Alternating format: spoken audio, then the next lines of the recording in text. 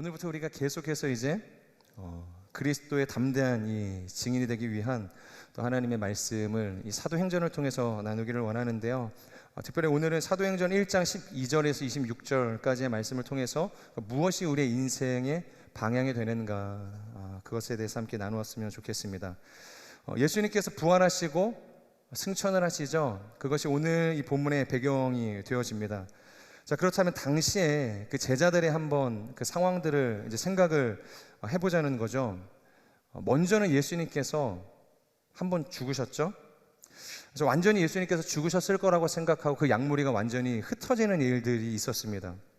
그런데 예수님께서 부활을 하신 거죠. 그리고 친히 제자들에게 찾아오셔서 부활하신 자신을 보여주셨다는 거예요. 증명하셨다는 거죠. 그리고 바로 승천하신 것이 아니라 40일을 이 땅에 유하시면서 계속해서 하나님 나라의 복음에 대해서, 말씀에 대해서, 부활의 도에 대해서 가르치셨다는 겁니다.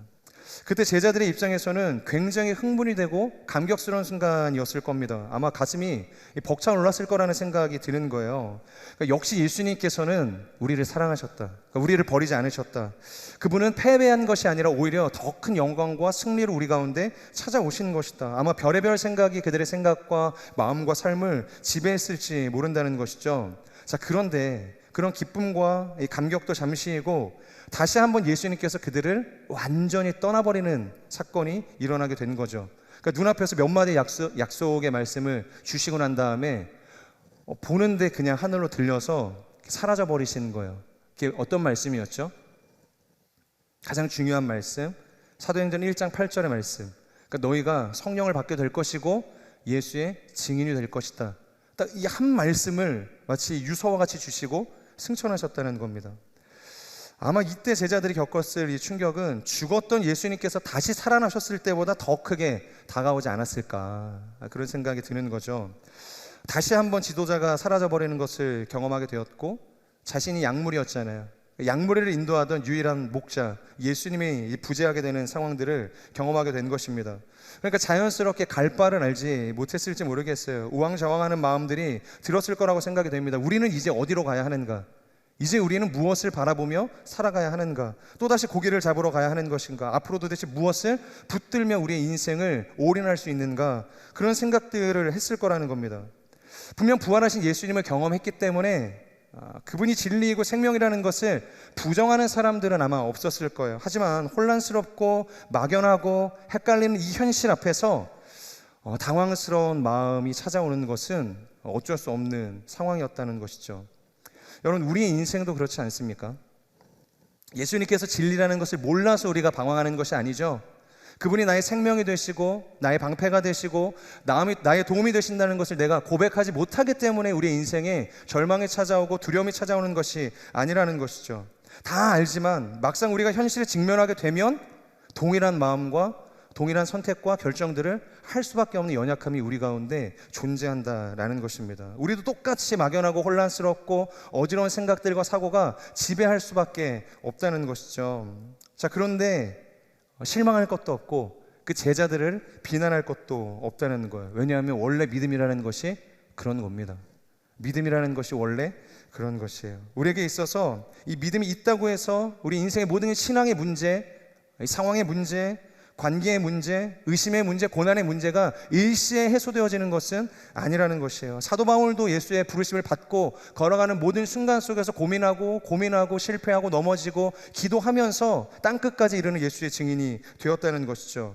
여기에서 중요한 것은 그런 의심과 이 막막함과 두려움이 찾아올 때 그렇다면 우리는 어떻게 할 것인가? 그 이후에 우리의 액션이 훨씬 더 중요하다라는 것입니다. 그런 의미에서 오늘 이 제자들에게 찾아온 이 혼란과 이 두려움의 순간 속에서 그들을 이끌어갔던 것은 무엇인가? 그들이 붙들었던 것은 무엇인가를 함께 나눠보면 좋을 것 같습니다. 우리 먼저 12절의 말씀 같이 읽도록 하겠습니다. 12절입니다. 시작. 그 후 그들은 올리브 산이라 불리는 곳에서부터 예루살렘으로 돌아왔는데 이 산은 예루살렘에서 가까워 안식일에 걸어도 되는 거리였습니다. 네, 본문의 말씀을 보면 그들이 지금 무엇을 했죠? 바로 예루살렘으로 돌아왔다. 예수님께서 승천하시기 전에 그들에게 딱 한 가지를 명령하셨다고 했죠. 성령을 기다려라. 그리고 그 성령을 받고 너희가 예수의 증인이 될 것이다. 땅끝으로 나아가게 될 것이다. 자, 그런데 어디에서 성령을 기다리라고 이야기를 하셨죠? 사마리아였나요? 두로와 시돈이었나요? 아니죠. 그러니까 예루살렘에 머물러 있으라고 이야기를 하셨죠. 그러니까 예루살렘에 머물러서 너희는 성령을 기다려라. 그것이 예수님께서 승천하시기 전에 제자들에게 주신 유일한 말씀이었고 명령이었고 약속이었다. 그것이 끝이었습니다. 다시 말해서 지금 약물인 자신들을 인도하는 목자를 잃어버린 상황인 것입니다. 그래서 갈 바를 알지 못하고 막연함과 두려움이 찾아온 순간이었죠. 그런데 그때 제자들이 선택한 것이 무엇이었는가? 바로 주님의 말씀을 붙들었다는 거예요.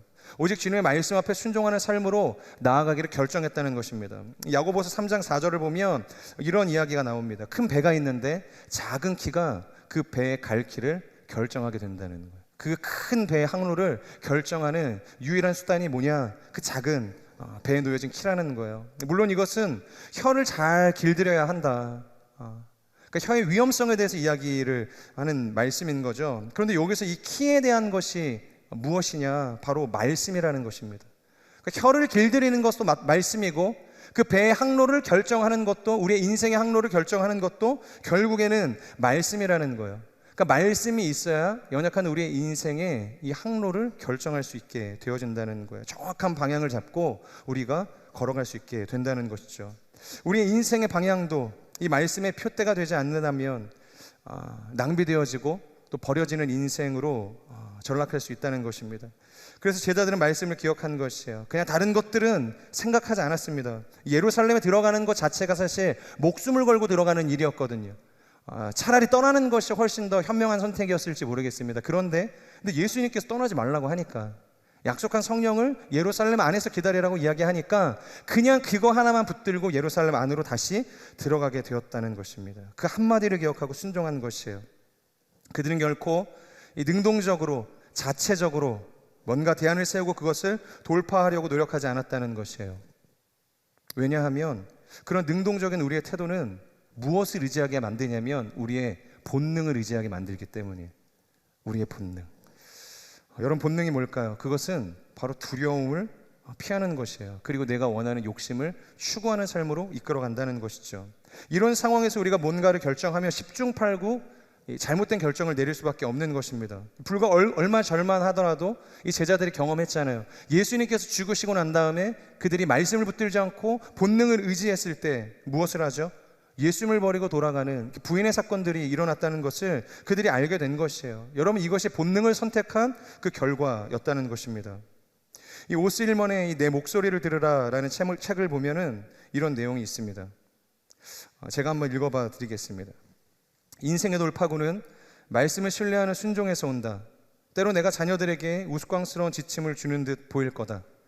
내가 무슨 목적으로 그러는 줄 아니? 바로 그들의 순종이 지성과 자기과신보다 더 강한지 확인하고 싶기 때문이야. 나는 숙련된 군사 지도자 여호수아에게 나팔을 불면서 여리고성을 7바퀴 돌라고 지시했고, 강력한 권세를 지닌 귀족 나만 장군에게 문둥병이 낫고 싶다면 호숫가에 가서 몸을 씻으라고 했고, 누련한 어버 베드로에게는 물고기를 잡고 싶으면 호수 다른 쪽에 그물을 던지라고 했고, 종종 얼굴을 맞대고 만났던 모세에게는 바위에게 명령해 물을 내라고 했고, 노아에게는 물이라고는 한 방울도 보이지 않는 마른 땅 위에 거대한 배를 만들라고 지시했다. 인생의 돌파구는 내 지성을 통해 오지 않는다. 오직 하나님의 말씀을 순종하는 것을 통해서 온다. 내가 순종하면 내가 권세와 능력으로 일한다. 지금 너는 그 진리를 배우는 중이다. 쉽게 말하면 우리가 일하면 누가 일하는 거예요? 우리가 일하는 것이고, 우리가 기도하고 하나님의 말씀을 의지하기 시작하면 누가 일하는 거예요? 하나님께서 일하기 시작한다라는 것입니다. 그러니까 제자들도 지금 그것을 깨닫게 된 거예요. 그래서 과거는 완전히 달라진 모습을 보이고 있는 것입니다. 이제 그들은 결코 본능대로 행하지 않는 것이에요. 말씀을 붙들기 시작하는 것입니다. 여러분, 이것만으로도 정말로 이 제자들이 성령을 받지 않았지만 큰 성장이고 성숙이고 변화의 삶으로 나아갔다는 것을 보여주시는 것이죠. 여러분, 신앙의 훈련이라는 것, 이 신앙의 성숙이라는 것은 다른 데 있지 않습니다. 대단한 사역을 해내는 것에 있지 않는 거예요. 큰 교회를 만들어내는 것에 있지 않습니다. 바로 여기에 있는 거예요. 바로 이 지점까지 가는 것에 있다는 것입니다. 어렵고 힘들고 절망적인 순간 속에서 다른 것이 아니라 내 본능을 의지하는 것이 아니라 하나님의 말씀에 기대어서 순종하는 것, 이것이 예수님께서 우리의 인생 가운데 원하시는 신앙의 성숙이고 성장이고 열매라는 것입니다. 저는 우리의 삶이 이처럼 오직 말씀만을 표대 삼고 전적인 주님의 그 부르심 앞에 순종할 수 있는 인생이 되기를 주님의 이름으로 축복합니다. 계속해서 우리 13절에서 15절의 말씀 함께 읽도록 하겠습니다. 시작. 그들은 예루살렘 안으로 들어와서 자기들이 묵고 있던 다락방으로 올라갔습니다. 거기 있던 사람들은 베드로, 요한, 야고보, 안드레, 빌립, 도마, 바돌로메, 마테, 알페오의 아들 야고보, 열심당원 시몬, 그리고 야고보의 아들 유다였습니다. 그들은 모두 그곳에 모인 여자들과 예수의 어머니 마리아와 예수의 동생들과 함께 한 마음으로 기도에 전념하고 있었습니다. 그 무렵 모인 사람들이 약 120명쯤 됐는데 베드로가 형제들 가운데 일어나 말했습니다. 아멘. 말씀을 보면요, 하나님의 말씀에 순종해서 지금 예루살렘으로 들어왔습니다. 근데 그때 들어온 사람들이 지금 제일 먼저 한 것이 무엇이죠? 예루살렘 안에 들어와서 그냥 놀았나요? 그들이 기도하기 시작했다. 하나님 앞에서 기도하기 시작했다. 이렇게 이야기하고 있어요. 여러분, 이 순종과 이 기도라는 것이 얼마나 힘든 일인지 모릅니다. 이것이 왜 힘드냐면 고린도전서 15장을 보면요, 예수의 부활을 본 사람이 몇 명 있다고 이야기하냐면 500여 형제가 있었다, 그렇게 이야기를 합니다. 그러니까 500여 형제에게 예수님께서 부활하시고 난 다음에 일시에 나타나셔서 내가 부활했다는 것을 선포하셨어요. 그러니까 형제들만 500명이었지 사실상 거기에서 예수님을 본 사람들은 굉장히 많았을 거라는 것입니다. 자, 그런데 그러면 이 부활을 목격한 사람은 전부 다 여기에 와야 되는 거 아니에요? 예수님께서 살아나셨다는 것을 내가 본 거잖아요. 그리고 놀라운 기적을 경험한 사람은 다 지금 이곳에 와가지고 기도하고 있었어야 됐어요. 근데 지금 몇 명이 왔대요? 500명이 왔나요? 한 600명이 왔나요? 15절을 보면 120명쯤 모였다, 그렇게 이야기하고 있죠. 자, 그러면 최소한 나머지 380명은 어디로 간 거죠? 혹시 아세요? 지금 나머지 380명은 어디에 있는 것일까? 예수의 부활을 직접 목격했음에도 불구하고 순종하지 못하는 사람들이 있다는 거예요. 그러니까 예수님을 내 구주로 모시지 못하는 사람들이 있다는 겁니다. 종종 이렇게 말씀하시는 분들이 계세요. 하나님, 제게 기적을 보여주시면 제가 믿겠습니다. 우리가 지난주 금요일이었나요? 함께 나누었던 보리빵을, 또 보리빵 기도원이었죠. 기도원이 하나님이 칼이 되게 하신 그런 사건들을 보죠. 기도원이 처음부터 하나님의 칼이 되지 않았죠. 중간에 양털 사건을 통해서 하나님께 표징을 구하잖아요. 이 양털을 적게 해주시고 마르게 해주시며 이 기적을 통해서 내가 하나님께서 나를 보내시는 줄 내가 믿겠습니다. 이런 표적을 통해서 그의 연약한 믿음이 한 번 더 하나님 안에서 세워지는 것들을 이제 보게 되는 거죠. 그러니까 이 이야기를 이제 가지고 와서 이야기하는 사람들이 많다는 거예요. 부활의 몸으로 저에게 찾아와 주시면 제가 훨씬 더 쉽게 믿을 수 있지 않겠습니까? 귀신이 떠나가는 역사를 보여주시고 놀라운 하나님의 은사들이 우리 가운데 불일 듯이 일어나는 것들을 통해서 내가 살아계신 하나님을 믿도록 해주시면 좋지 않겠습니까? 그렇게 이야기하는 사람들이 있다는 것이죠. 그런데 그렇지 않다고 오늘 지금 성경이 이야기하는 거예요. 부활의 몸을 보여주시고 놀라운 기적을 보여주셔도 380명은 사라지는 겁니다. 그 자리에 함께하지 못하는 거예요. 소위 경험주의, 은사주의를 진짜 신앙이라고 이야기하시는 분들이 있을지 모르겠어요. 그래서 성령 받아야 된다. 근데 그 성령을 이런 은사와 어떤 신비주의로 포장해서 이야기하시는 분들이 있다는 거예요. 물론 경험하는 것이 나쁘지 않습니다. 은사를 받는 것이 교회의 덕을 세우고 교회 성장을 이룬다면 굉장히 필요한 일들이겠죠. 하지만 우리의 순종, 예수님에 대한 신앙을 담보하는 것의 절대 명제는 은사가 아니라는 거예요. 이런 초자연적인 능력들이 아니라는 겁니다. 부활의 몸이 아니라는 것이에요. 성경은 뭐라고 이야기하는가?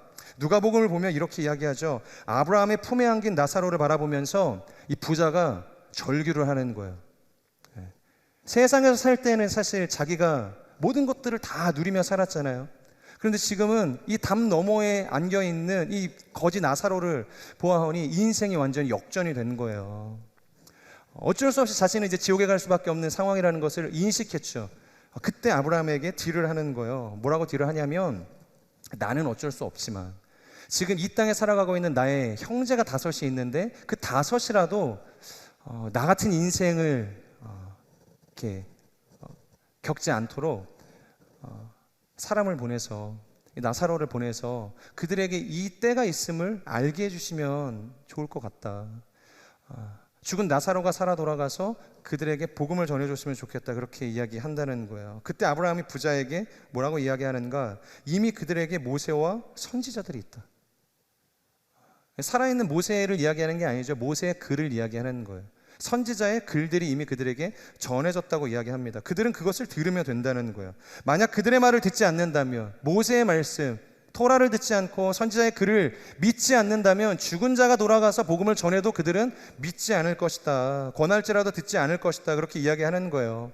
여러분, 성경이 말하는 결론이 뭐예요? 지금 우리의 신앙의 말씀보다 중요한 것은 없다고 이야기하는 거예요. 우리의 신앙을 하나님께로 복종시키고 순종시키고 이끌어가는 것은 다른 것이 아니라 하나님의 말씀이라고 이야기하는 것입니다. 순전한 하나님의 말씀을 받을 때 우리의 인생이 회복되어지는 거예요. 제자리를 찾게 되어지는 것입니다. 저는 우리의 삶이 그 말씀의 능력만을 신뢰하며 인생을 하나님께 올려드릴 수 있는 삶이 되기를 축복합니다. 자, 그런데 14절을 주의 깊게 보면요, 마가의 다락방에 모인 이 120명의 사람들이 어떻게 기도하고 있는가? 우리 14절을 다시 한번 읽어볼까요? 14절 이렇게 있습니다. 시작. 그들은 모두 그곳에 모인 여자들과 예수 어머니 마리아와 예수의 동생들과 함께 한 마음으로 기도에 전념하고 있었습니다. 네, 기도하고 있었는데 바로 한 마음과 어떻게 보면 한 뜻, 그러니까 분리되어지지 않는, 그러니까 쪼개지고 나눠진 마음이 아니라 한 마음으로 기도에 뭐 하고 있었대요? 전념하고 있었다. 그러니까 기도에 올인하고 있었다고 이야기하는 거예요. 여러분, 이것이 바로 건강한 교회의 특징이 되어지는 겁니다. 한 마음으로 주 안에서 기도하는 것, 기도에 전념하는 것, 그것이 건강한 교회의 특징이라는 거예요. 어떻게 보면 지금의 이 순간은 그들에게 있어서 아마 인생의 신앙의 가장 큰 위기라고 부를 수 있는 순간이 아니겠어요? 만약에 우리가 이 상황이었다고 한다면 어떻게 했을까요? 그러니까 비상대책을 강구해야 되는 거예요. 도대체 우리는 앞으로 이 교회를 어떻게 이끌어가야 하는가? 가령 아닙니다. 이런 얘기를 하면 안 되죠. 제가 교회를 개척을 했어요. 그래서 만약에 교회가 한 1000명으로 부흥을 했습니다. 근데 갑자기 제가 죽은 거예요. 그럼 교회가 혼란스럽지 않겠어요? 뭐 후임을 세워놓은 것도 아니고, 오늘의 교회가 사실 그랬죠. 후임을 세워놓은 것도 아니고, 도대체 이 교회가 앞으로 나아가야 할 길은 어떻게 되는가? 이 수많은 사람들을 어떻게 우리가 주의 은혜 안에서, 말씀 안에서 이끌어가야 할 것인가? 고민이 되지 않았겠어요?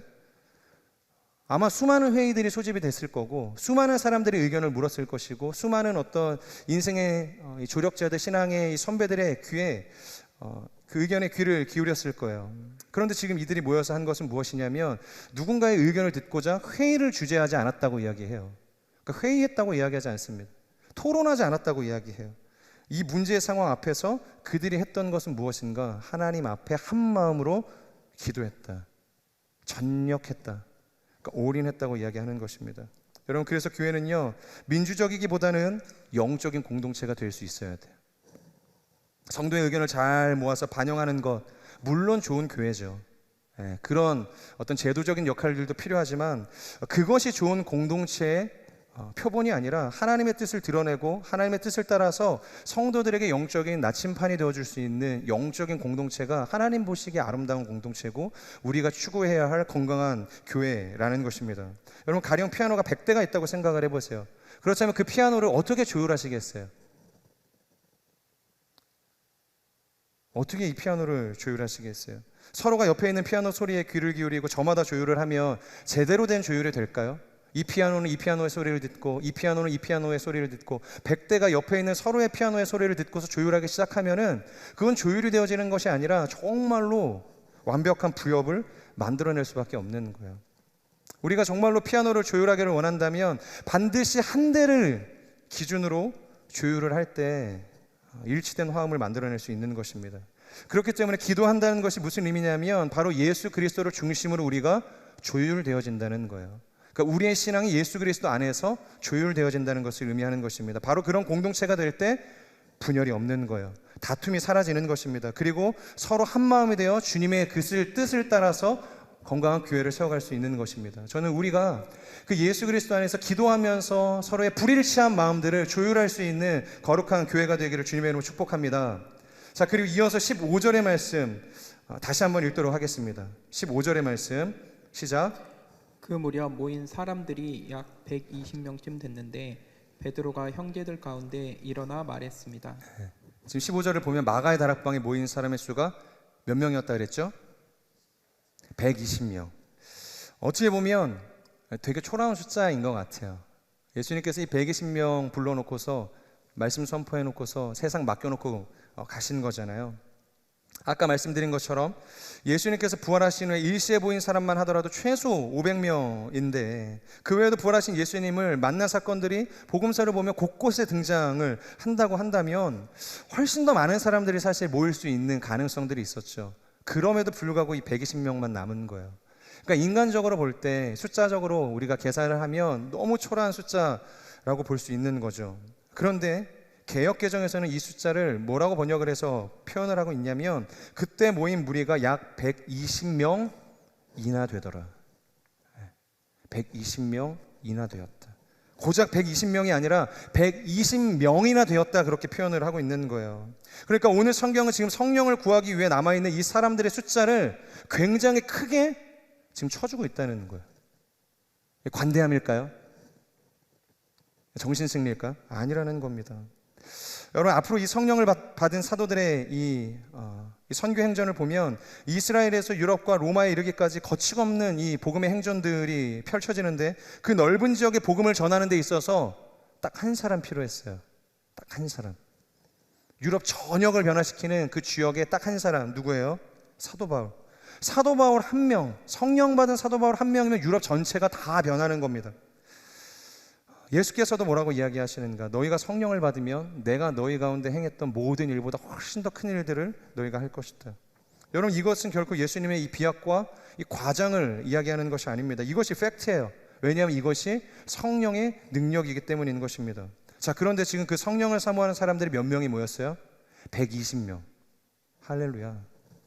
120명이 모여 있는 것입니다.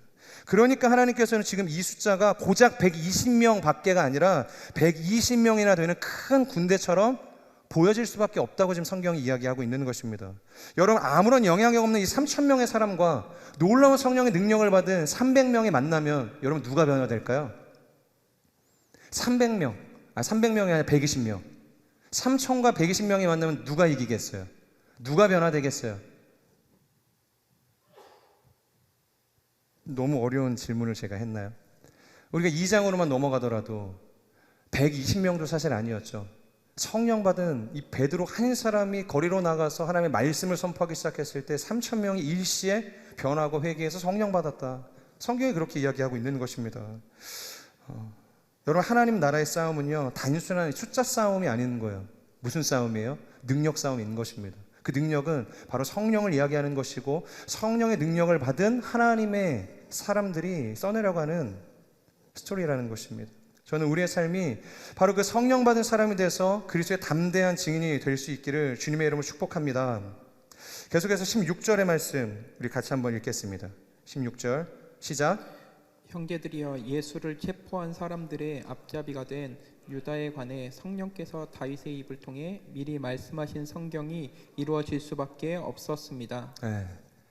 한 마음과 한 뜻으로 기도하고 있었던 그들에게 갑작스럽게 지금 어떤 일들이 일어나요? 16절을 보면 베드로가 갑자기 일어나서 설교인지는 모르겠어요. 근데 내용을 보니까 쉬워 보이는 내용은 아닌 것 같습니다.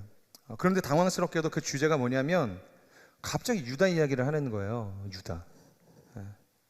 그런데 지금 이 이야기를 하는 시점이 어떤 시점이었는가? 바로 성령을 주시겠다는 그 약속, 그 예수님의 약속과 오순절 성령님께서 강림하시기 딱 그 전, 그 중간 지점에 있었다는 거예요.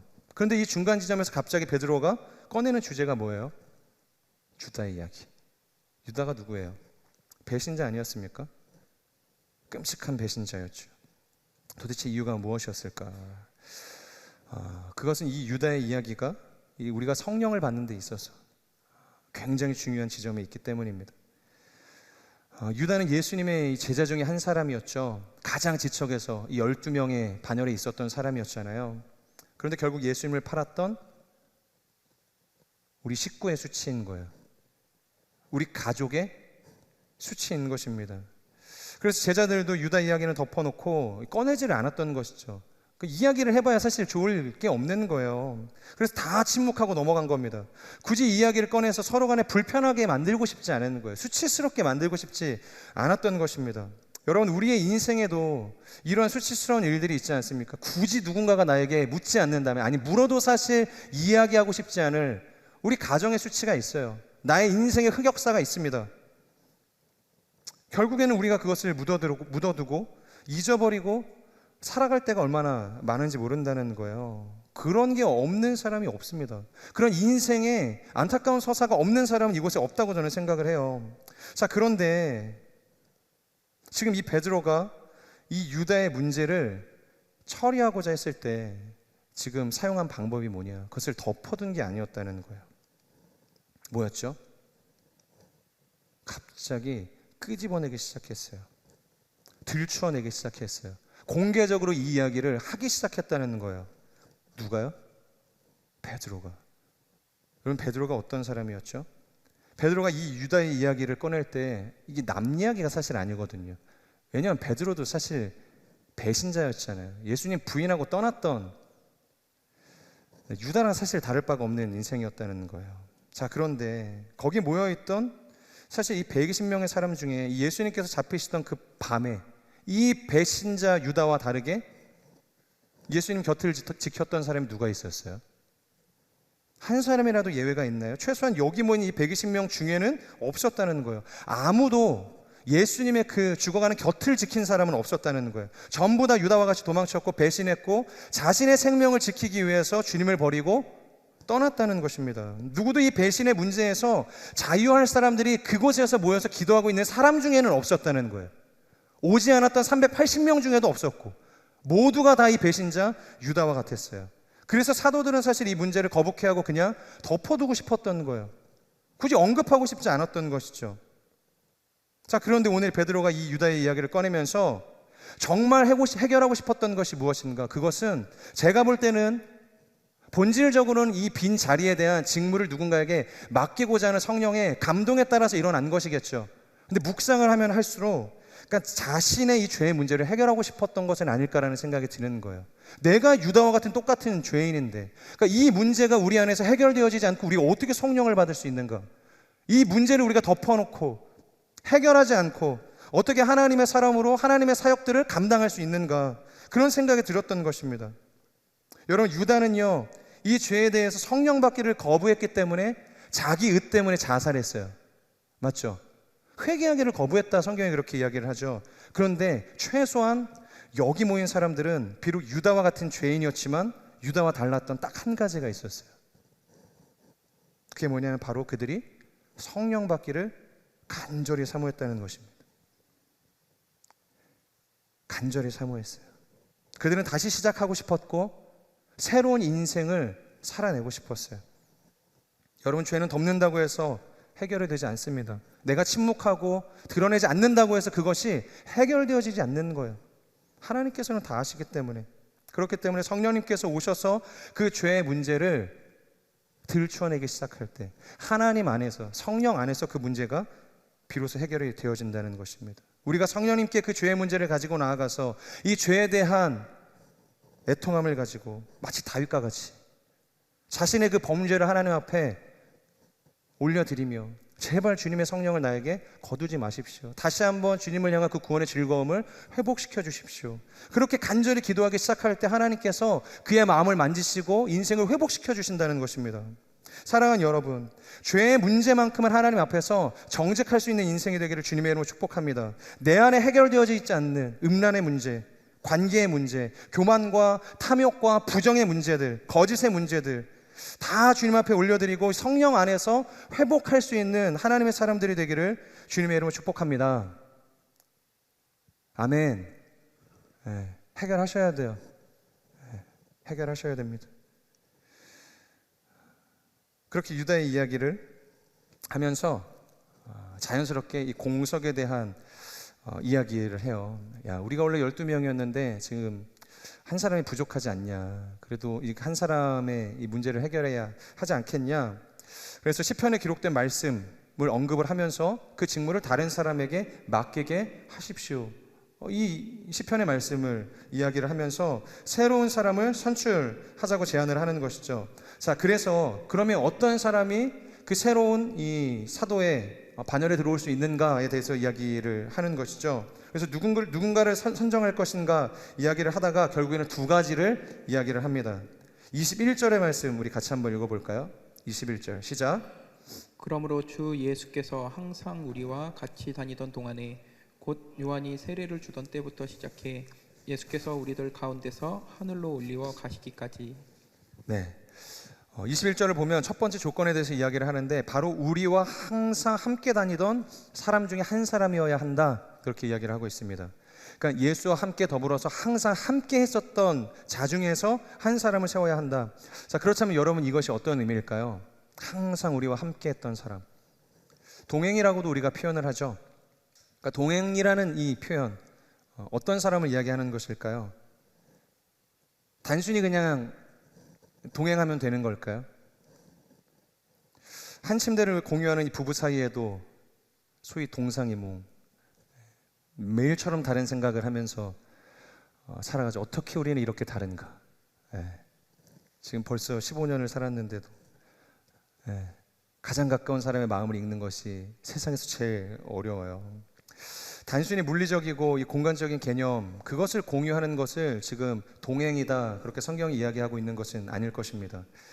이 개념에 대해서 요한복음 4장이 아주 잘 설명하고 있는데요. 우리 개역개정 버전으로 4장 9절의 말씀 한번 읽어볼까요? 네, 시작. 사마리아 여자가 이르되 당신은 유대인으로서 어찌하여 사마리아 여자인 나에게 물을 달라 하나이까 하니 이는 유대인이 사마리아인과 상종하지 아니함이로라. 네.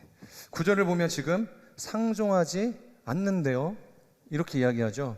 당신은 유대인이고 나는 부정한 사마리아 여인이잖아. 보통 유대 사람들은 이 부정한 사람, 이 사마리아 사람과는 상종하지 않는데 그게 맞지 않습니까? 지금 그 이야기 하는 거잖아요. 물 달라고 하는 이 예수님의 요청에 왜 자꾸 나를 이렇게 건드냐 이렇게 이야기를 하는 거예요. 의아해 하는 것이죠.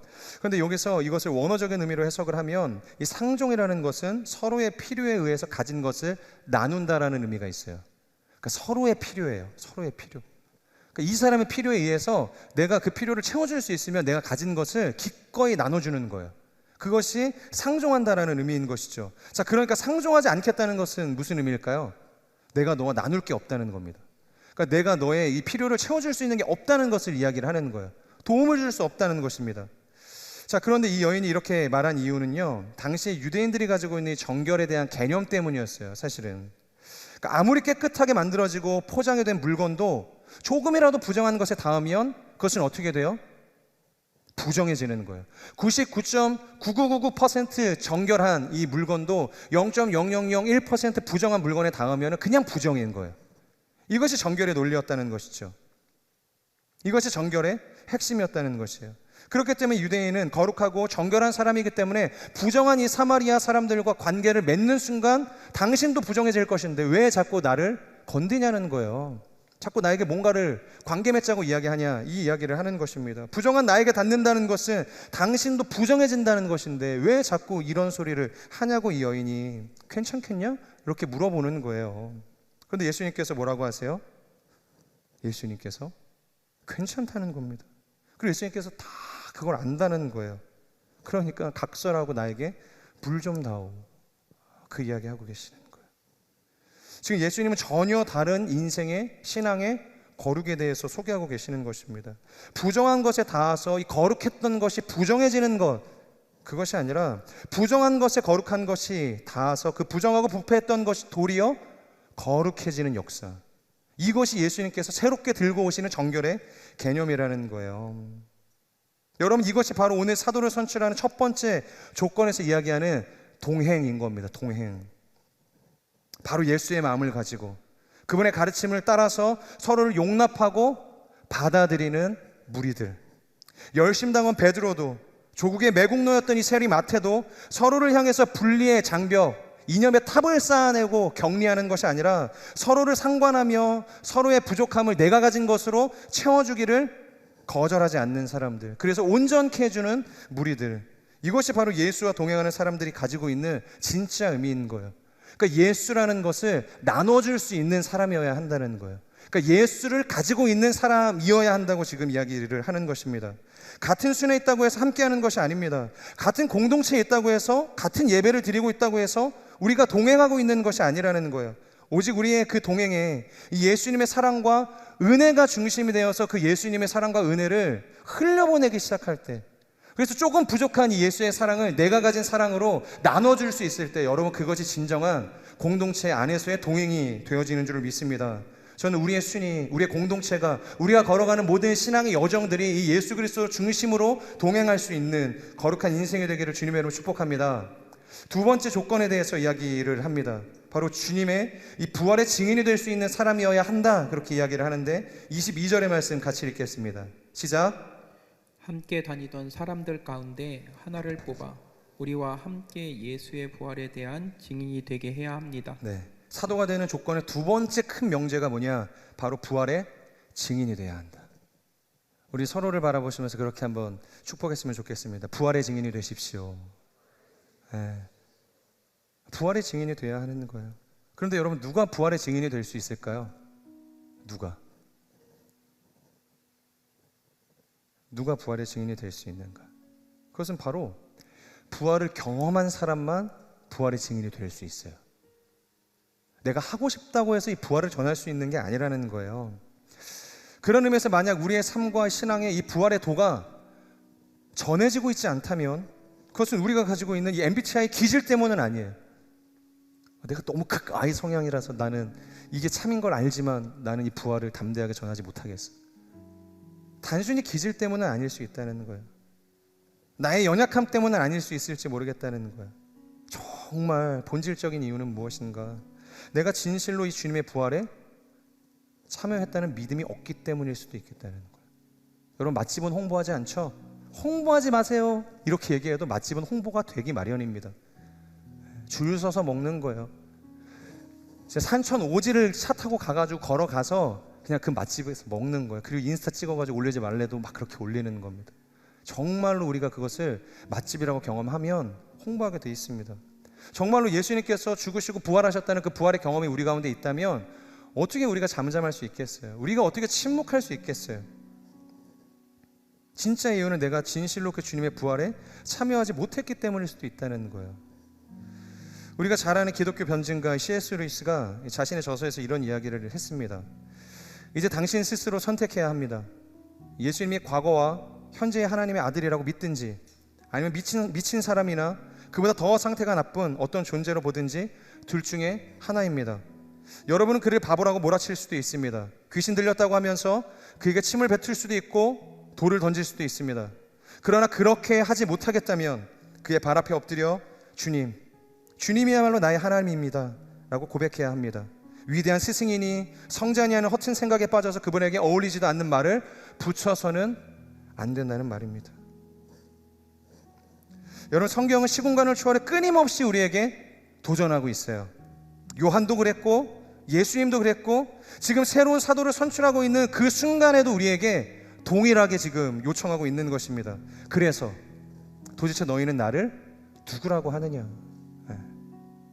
너희는 나를 누구라고 하느냐? 우리가 정말로 하나님의 이 사도적 정신을 계승한 사람이라고 한다면 여러분, 이때 우리에게 필요한 정답은 뭐겠어요? 우리가 뭐라고 외쳐야 할까요?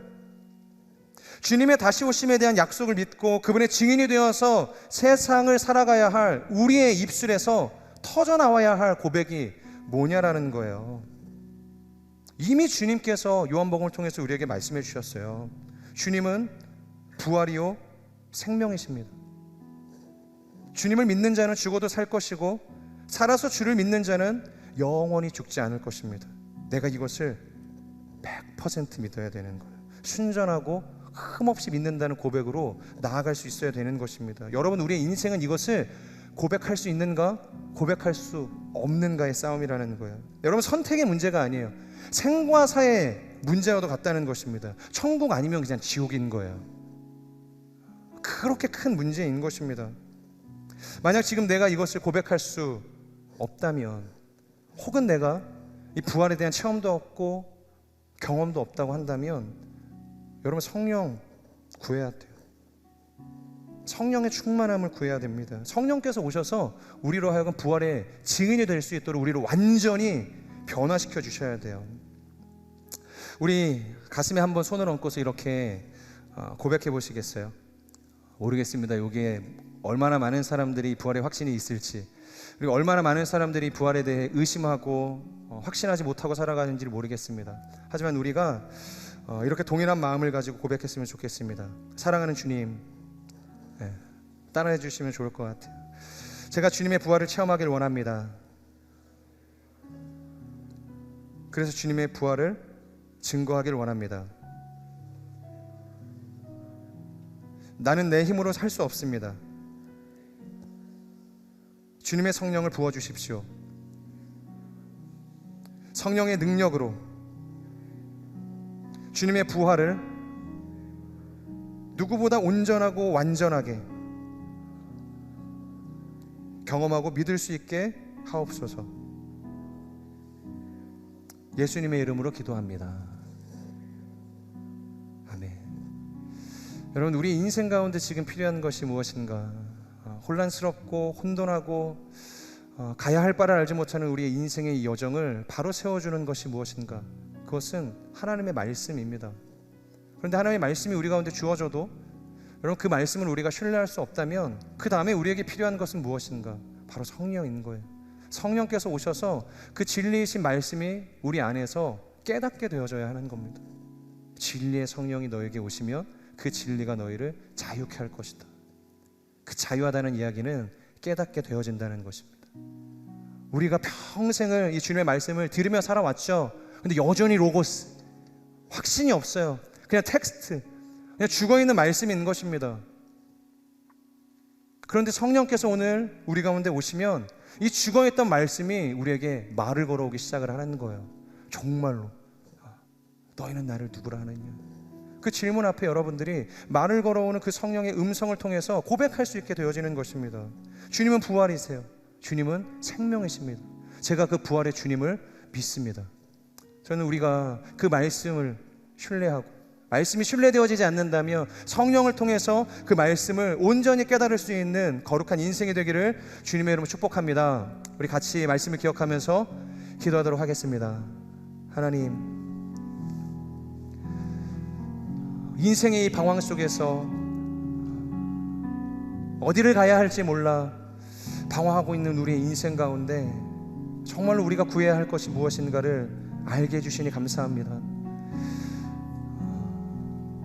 세상의 소리에 귀를 기울이는 것도 아니고, 인생의 지혜를 우리가 획득하는 것도 아니고, 사람들의 이야기를 우리가 듣고서 결정하는 것도 아니라, 오늘 사도들이 결정했던 것처럼 주님께서 우리에게 전해주셨던 그 말씀을 붙들어야 하는 줄 우리가 믿습니다. 그 말씀을 우리가 붙들기 시작할 때 혼돈했던 우리의 인생은 질서를 찾게 될 것이고, 방황했던 우리의 인생은 제자리를 찾아 주님이 원하시는 거룩한 비전을 향해서 나아가게 될 줄로 믿습니다. 하나님, 말씀의 영을 우리 가운데 부어 주시옵소서. 말씀에 순종할 수 있는 거룩한 믿음을 우리 가운데 허락하여 주시옵소서. 그 말씀이 우리 안에 온전히 해석되어져서 하나님이 원하시는 말씀의 증인으로 살아낼 수 있는 거룩한 사람들이 될 수 있도록 축복하여 주시옵소서. 그렇게 말씀을 기억하며 우리 자신을 주님 앞에 올려드리며 함께 통성으로 기도하며 나아가겠습니다.